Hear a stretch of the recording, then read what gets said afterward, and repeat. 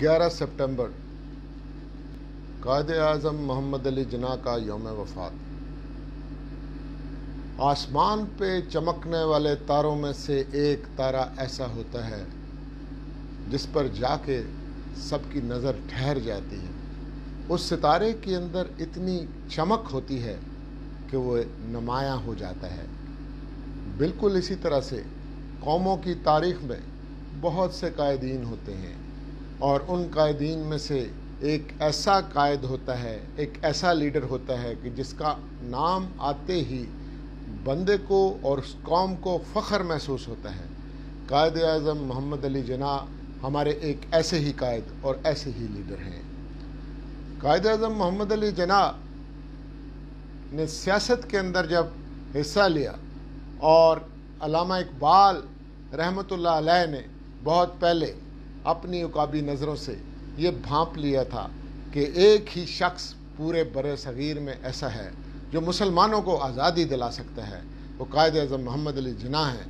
کسی نے علامہ اقبال سے پوچھا کہ آپ قائد اعظم کے بارے میں یہ خیالات رکھتے ہیں کہ وہ مسلمانوں کے سب سے بڑے لیڈر ہیں، ان کی کوئی ایک خوبی بیان کیجئے۔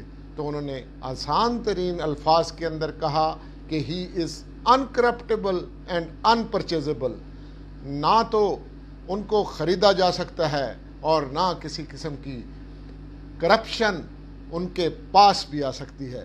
تو لیڈر کی ایمانداری اور سچائی اور اس کا کھڑے ہو جانا ہی سب سے بڑی بات ہوتی ہے۔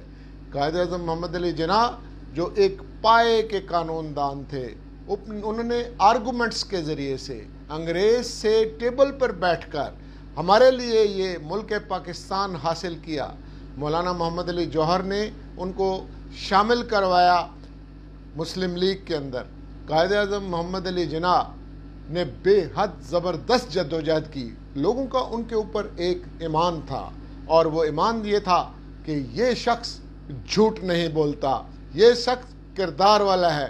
قائد اعظم محمد علی جناح کے وصال کے بعد، جو انفارچونیٹلی بہت جلدی ہو گیا تھا، ہمیں کوئی بہت پائے کا لیڈر مل ہی نہیں سکا، ان کے آس پاس بھی نہیں۔ وہ سب سے بہت بلند تھے اور سب سے بہت اعلیٰ تھے، اور یہ ہوم لینڈ، یہ میری مادر وطن جو ایک شاندار جنت نظیر ٹکڑا ہے، ہمیں قائد اعظم محمد علی جناح نے ہی لے کر دیا، اور ایک نظریے کے اوپر انہوں نے یہ وطن لے کر دیا۔ آج میں آپ سے یہ بات کروں گا کہ how was Quaid Azam Muhammad Ali Jinnah as a lawyer. اس میں تو کوئی شک نہیں کہ وہ بہت پائے کے اسٹیٹسمین اور سیاستدان تھے، لیکن بنیادی طور پہ وہ ایک بہت عمدہ اور بڑھیا وکیل تھے۔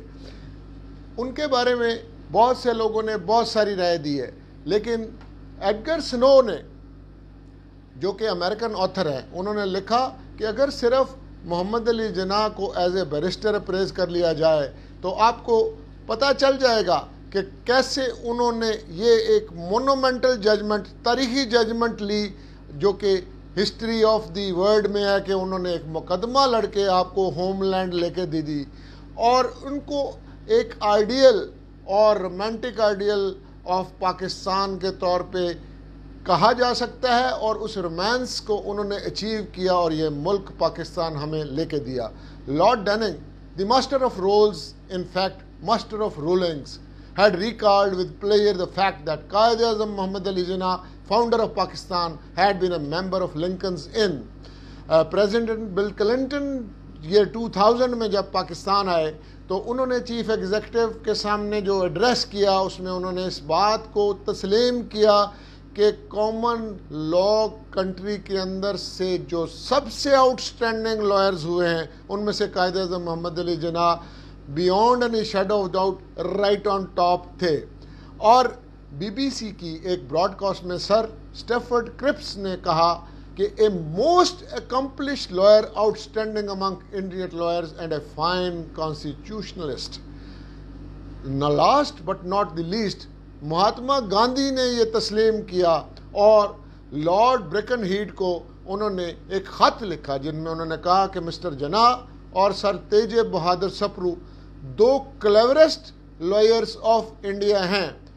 1892 میں قائد اعظم محمد علی جناح کے والد محترم کو ان کے ایک دوست نے جو کہ جنرل مینیجر تھے گرام ٹریڈنگ کمپنی میں کراچی میں، انہوں نے کہا کہ آپ اپنے بیٹے کو لنڈن بھیج دیں پڑھنے کے لیے، اور وہ پڑھنے کے ساتھ ساتھ ایک اپرینٹسشپ ہمارے ہیڈ آفس میں کمپنی کے کریں گے، اور 3 سال کی یہ اپرینٹسشپ مکمل کرنے کے بعد اور تعلیم حاصل کرنے کے بعد جب وہ واپس آئیں گے تو کاروبار کے اندر آپ کا ہاتھ بٹھائیں گے۔ قائد اعظم محمد علی جناح 1893 کے اندر برطانیہ گئے۔ برطانیہ جانے کے بعد کچھ دنوں میں ہی قائد اعظم محمد علی جناح خود لکھتے ہیں، اور انہوں نے فرمایا کہ میں نے ایک بیرسٹر کو دیکھا، اور ایک ینگ بیرسٹر کو دیکھا جس نے گاؤن پہنا ہوا تھا، وگ اور کالرز تھے اور بینڈز لگایا ہوا تھا۔ تو قائد اعظم محمد علی جناح نے کہا کہ میرے دل میں یہ خواہش پیدا ہوئی کہ میں بھی بیرسٹر بنوں گا اور قانون کی تعلیم حاصل کروں گا۔ سندھ مدرسۃ الاسلام سے تعلیم حاصل کرنے کے بعد وہ لنڈن گئے تھے۔ لنڈن میں ان کا اتنا بڑھیا پرفارمنس تھی کہ پریلیمنری ایگزامینیشن انہوں نے پاس کیا، اور پھر انہوں نے اپنی اسٹڈی سٹارٹ کی، لاء کی، اور لنکنز ان کو جوائن کیا as a young barrister. He was called to the bar at Lincoln's inn. Karachi bar association کو قائد نے خطاب کرتے ہوئے 25 جنوری 1948 کو خود فرمایا کہ میرے لنکنز ان میں داخلہ لینے کی ایک بڑی وجہ وہ یہ تھی کہ holy prophet peace be upon him, ان کی ایک بہت بڑی وہاں پہ ہیوج فریسکو بنا ہوا ہے جس میں ورلڈ لاء گیورز، جو ٹاپ ورلڈ لاء گیورز ہیں، اس کے اندر رسول کریم صلی اللہ علیہ وآلہ وسلم اس کے اندر مینشنڈ تھے۔ تو انہوں نے کہا اس بنا پہ میں نے لنکنز ان سے بیرسٹری کرنے کا ارادہ کیا۔ قائد 24 اگست 1896 کو واپس تشریف لائے، اور انہوں نے بامبے ہائی کورٹ کو جوائن کیا اور انہوں نے پریکٹس شروع کی۔ اس وقت انہوں نے ایک چیمبر جوائن کیا جان ایم مافسن کا، وہ ایڈوکیٹ جنرل تھے بامبے کے، بڑھیا ٹاپ کلاس لائر تھے اس زمانے کے۔ قائد کی پہلی تربیت انہوں نے کی۔ پھر وہ سر جارج لنڈس کے ساتھ بھی پریکٹس کرتے رہے، جو کہ لاء ممبر وائس رائز ایگزیکٹو کونسل بنے، اور پھر پریوی کاؤنسل کے بھی ممبر بنے۔ لانڈیز نے بڑے کلیئر کٹ مینر میں جو ہے ایڈوکیسی کرنے کا ایک جو فن تھا قائد اعظم کا، اس کو پالش کرنے میں بڑا کردار ادا کیا۔ اس دوران میں یہ ہوا کہ بامبے میں ایک پریزیڈنسی مجسٹریٹ کی سیٹ خالی ہو گئی۔ قائد نے اس کے لیے اپلائی کیا، اس ٹیمپریری ایک ویکنسی تھی، اور قائد کو پریزیڈنسی مجسٹریٹ مئی 1900 میں مقرر کر دیا گیا بامبے کے اندر۔ لیکن قائد اعظم 6 ماہ کے بعد انہوں نے کہا کہ اس کو فردر کنٹینیو کرنے کا میرا کوئی ارادہ نہیں ہے۔ اس وقت سر چارلز نے ان کو آفر کیا کہ آپ کو پرماننٹ طور پہ یہ مجسٹریٹ مقرر کر دیتے ہیں، اور آپ کو 1500 روپے پر منتھ جو ہے وہ سیلری ملے گی۔ قائد اعظم محمد علی جناح نے پولائٹلی ڈکلائن کیا۔ انہوں نے کہا میں تو ایک ایسا لائر بننا چاہتا ہوں جو 1500 روپے روزانہ کمائے گا، اور ایونچولی مسٹر جناح 1500 روپے روز کمانے والے ہی لائر بنے، جو اس زمانے میں کافی بڑی رقم ہوتی تھی۔ انہوں نے ایک سالڈ بیس ڈیولپ کی ایز اے لائر، اور بہت قلیل مدت کے اندر وہ ایک ٹاپ کلاس لائر کے طور پہ مشہور ہو گئے۔ وہ ورسٹائل تھے، اور ہائی کورٹس کے اندر ان کا بڑا نام پیدا ہوا۔ قائد اعظم محمد علی جناح کراس ایگزامینیشن کے بھی ماسٹر تھے، اور قائد اعظم محمد علی جناح آرٹ آف پرسویشن کے بھی ماہر تھے۔ انہوں نے یہ پریکٹس ٹرائل کورٹ میں، ہائی کورٹ میں، اور ایون پریوی کاؤنسل کے اندر جو ہے وہ کی، اور وہ ایک کمبینیشن تھے۔ اگر میں یہ کہوں کہ کارسنز کا کراس ایگزامینیشن، مارشل ہال کا مارشلنگ آف فیکٹس، اور سائمن کا سبٹلی آف لاء، اس کا ایک حسین امتزاج اور مرکب قائد اعظم محمد علی جناح تھے، تو یہ بات غلط نہیں ہوگی۔ قائد اعظم محمد علی جناح نے بہت بڑے بڑے جو ہیں وہ کیسز کیے ہیں، بڑے مشہور کیسز کیے ہیں۔ ان کے جو لیڈنگ کیسز ہیں ان میں سے ان کا ایک کیس حاجی بی بی کا کیس ہے جو آغا خان کے متعلق تھا، اور یہ لانگسٹ سوٹ بمبے کی ہسٹری کے اندر ہے کہ آپ اندازہ لگائیے کہ اس میں اتنی ولمنس قسم کی ایویڈنس ہوئی ہے کہ 138 ایشوز اس کے اندر، اس مقدمے کے اندر ریز کیے گئے تھے۔ پھر بی جی ہارمن جو جناح کے ماسٹرلی ہینڈلنگ لیڈنگ آف کنوکشن کے ایڈیٹر ہیں، انہوں نے کہا کہ قائد اعظم محمد علی جناح ایک ٹاپ کلاس لائر تھے، اور جہاں پہ آسکر وائلڈ جو ہے وہ فیل ہو گئے، وہاں پہ قائد اعظم محمد علی جناح کی سکل نے کام دکھایا، اور انہوں نے ایک ایسا مقدمہ کیا جس کے اندر انہوں نے بڑا نام پیدا کیا۔ یہ بولا مرڈر کیس، جس کو ایک مہاراجہ آف اندور کا ممتاز کے ساتھ، جسے بیوٹی کون آف انڈیا کہتے تھے، ان کے ساتھ ایک مشہور کرمنل کیس ہوا، اور یہ قائد اعظم محمد علی جناح نے مین ایکیوز کی طرف سے اپیئر ہوئے اور اس کو پھانسی چڑھنے سے جو ہے بچایا۔ پھر جتھیدار ٹرسٹ سوٹ، جناح نے اس کے اندر doctrine of Hanafi and Shafi law کے متعلق ایک بڑی لینڈ مارک یہ ججمنٹ ہے، اور قائد اعظم محمد علی جناح نے روچنڈ، نارائن اور عجوبہ اور ایسے بہت بڑے بڑے سوٹس کیے ہیں جس میں مختلف ایسپیکٹس آف ہندو لاء جو ہیں اس کو جو ہے کنسیڈر ان ڈیٹیل کیا گیا، اور انہوں نے مینڈمس کی ایک رٹ 1921 کے اندر جو ہے بمبے کارپوریشن کے ریزولوشنز کے بارے میں جو ہے وہ پاس کی، اور پہلی دفعہ یہ ایک مینڈمس کی رٹ ایشو کروائی۔ اس وقت کورٹس بہت ریلکٹنٹ تھیں کہ اس طرح کی رٹ پٹیشنز جو ہیں وہ ایشو نہیں کرتے۔ رنگیلا رسول کا مشہور مقدمہ جو غازی علم دین شہید کے متعلق ہے، اس کے اندر ڈیتھ سینٹنس ہو چکی تھی، اور قائد اعظم محمد علی جناح اس کے اندر اپیئر ہوئے، اور ایپلیٹ کورٹ میں، ہائی کورٹ کے اندر انہوں نے اس کو چیلنج کیا، اور اس بنیاد کے چیلنج کیا کہ یہ ایک سڈن پرووکیشن تھی، اور ینگ ایکیوز جو ہے اس کی جو مذہبی جذبات تھے ان کو ٹھیس پہنچائی گئی اس کتاب کے ذریعے سے، اس لیے ان کو ڈیتھ پینلٹی نہیں ہونی چاہیے تھی۔ برٹش ججز بہرحال اس بات کو نہیں مانے، اور اس کے بعد قائد اعظم محمد علی جناح نے جب یہ مقدمہ لڑا اور غازی علم دین شہید کو جو ہے وہ پھانسی پہ لٹکا دیا گیا۔ آج تک چشم فلک نے اتنا بڑا مورنرز کا جو ہے وہ فیونرل نہیں دیکھا۔ اس کے علاوہ قائد اعظم محمد علی جناح نے بہت سارے اور کیس کیے، اور ان کی جو فرنزک ایبلٹیز تھیں اس کے اندر بھی ایک جوڈیشلی اس کو ریکگنائز کیا گیا کہ قائد اعظم بہت ایکسپرٹ تھے اس فرنزکس کی جو سائنس ہے اور کراس ایگزامینیشن کے اندر بھی۔ اور اس کے اندر پیٹرک سپینز نے جو لاسٹ انڈیوائیڈڈ انڈیا کے چیف جسٹس تھے، انہوں نے ایک بڑا زبردست ٹریبیوٹ قائد اعظم محمد علی جناح کو دیا۔ انہوں نے کہا the talents of the man immaculate manner in which he was turned out referring to Jinnah's practice before privy council. انہوں نے یہ ذکر کیا کہ قائد اعظم محمد علی جناح کتنے امپریسو جو ہیں وہ لائر تھے، اور قائد اعظم محمد علی جناح کے آپ مقدمات کی بات کرتے جائیں تو کبھی ختم ہی نہیں ہوں گے، لیکن ان کا ایک مقدمہ جس کے اندر ایک فیمس سینٹنس ان کا ہے کہ میجسٹریٹ نے، انگلش میجسٹریٹ نے کہا، don't you see mister Jinnah you are not appearing before a third class magistrate.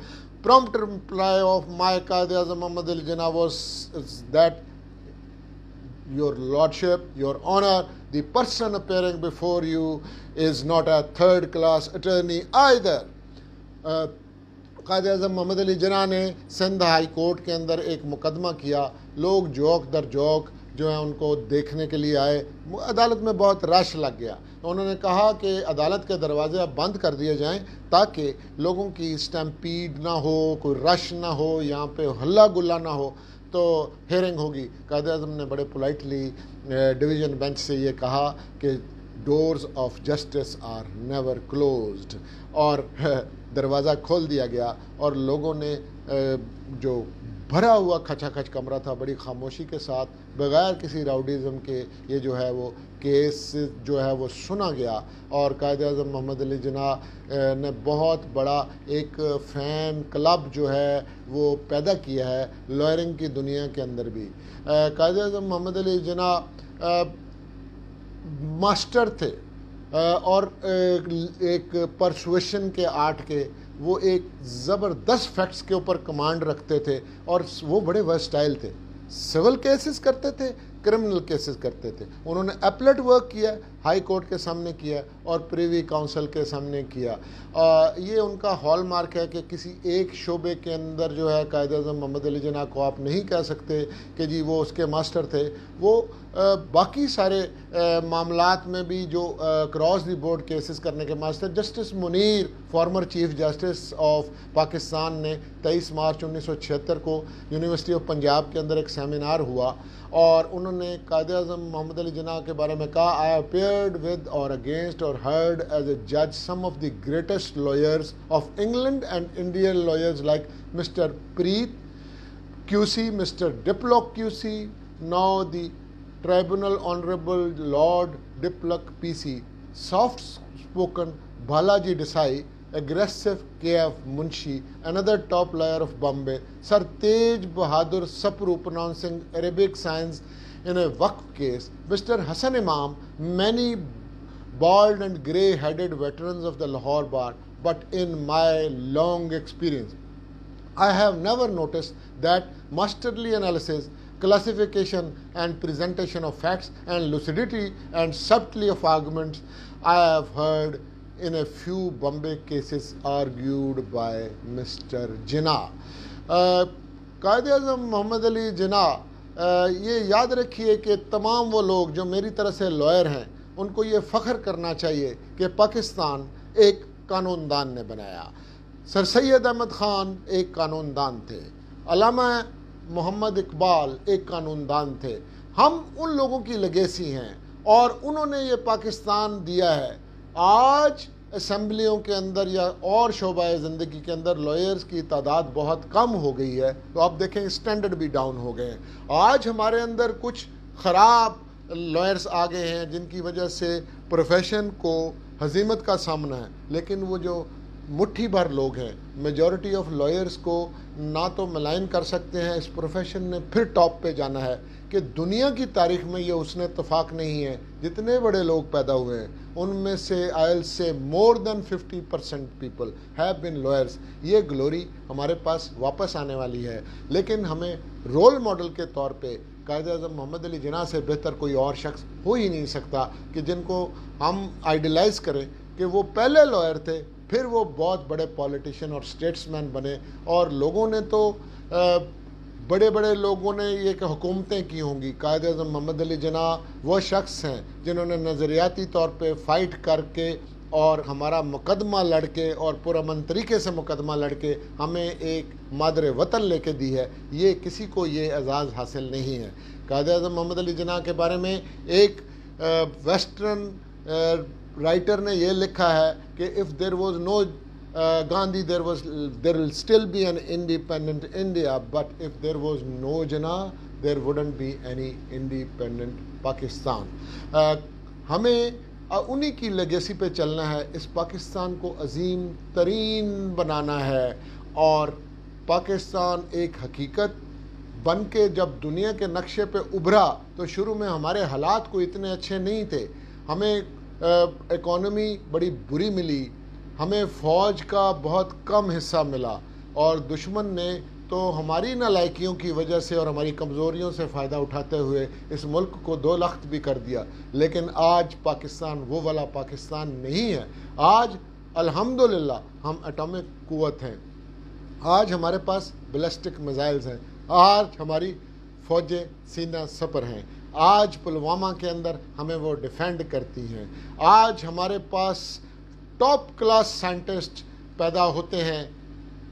آپ یہ دیکھیے کہ عطاء الرحمان صاحب کے کیلیبر کا بندہ وہ یہیں پہ پیدا ہوئے, عبدالستار عیدی یہیں پہ پیدا ہوئے, عرفہ کریم بچی یہیں پہ پیدا ہوئی ہے. یہاں پہ ایک سے ایک بڑھیا لوگ ہیں. میرٹ لانے کی ضرورت ہے. یہاں پہ ہمیں کرپشن کو فائٹ کرنا ہے, اس ملک کی اکانومی بہتر کرنی ہے, اس ملک کے اندر ہم نے وسائل لوگوں کے بڑھانے ہیں, اس کے لیے ہمیں یہاں پہ ڈیم بنانے ہیں, ہمیں یہاں پہ بجلی کے ریسورسز بہتر کرنے ہیں, ہمیں یہاں پہ لوگوں کو گیس دینی ہے, ہمیں پاپولیشن کو کنٹرول کرنے کے لیے کوئی پروگرام لانا ہے, ہم نے اس ملک میں ریئل سینس کے اندر جمہوریت لانی ہے, اور خاص طور پہ third year of government, local government کے اندر ریولوشن آف پاور کر کے ان کو اختیارات دینے ہیں تاکہ لوکل لیول کے اوپر لوکل مسئلے حل ہوں. ہمیں انصاف لوگوں کو سہل سستا اور فوری دینے کے لیے کوشش کرنی ہے. ہم ان شعبوں کے اندر کام کریں گے. اس ملک کے اندر آج سی پیک کی وجہ سے روزگار آنے والا ہے. ہماری موٹر ویز جیسی موٹر ویز دنیا بھر میں نہیں ہیں. آپ دیکھیں ہمارے کس قسم کی ہمیں ترقی ہے کہ ہم اعلیٰ سے اعلیٰ جو ہے وہ جہاز بنا رہے ہیں. ہمارے ملک کے اندر دیا ہوا خدا کا سب کچھ ہے. کس قسم کے پھل یہاں پہ ہیں, کس قسم کی سبزیاں یہاں پہ ہیں, کس طرح یہاں پہ گندم اور کس اعلیٰ نسل کے چاول اور کیسی اعلیٰ کپاس ہوتی ہے. ہمیں ایگرو بیسڈ انڈسٹریز پہ انحصار کرنا ہے. ہم نے اپنے ایگریکلچر سیکٹر کے اندر کام کرنا ہے. ہمارے بچے یہاں سے پڑھنے کے لیے دنیا کی ٹاپ کلاس یونیورسٹیز میں جاتے ہیں تو ٹاپ پوزیشنز لیتے ہیں. ہم کسی چیز میں کم نہیں ہیں. اس ملک کے اندر 65% یوتھ ہے. یہ دنیا میں کہیں اور نہیں ہے.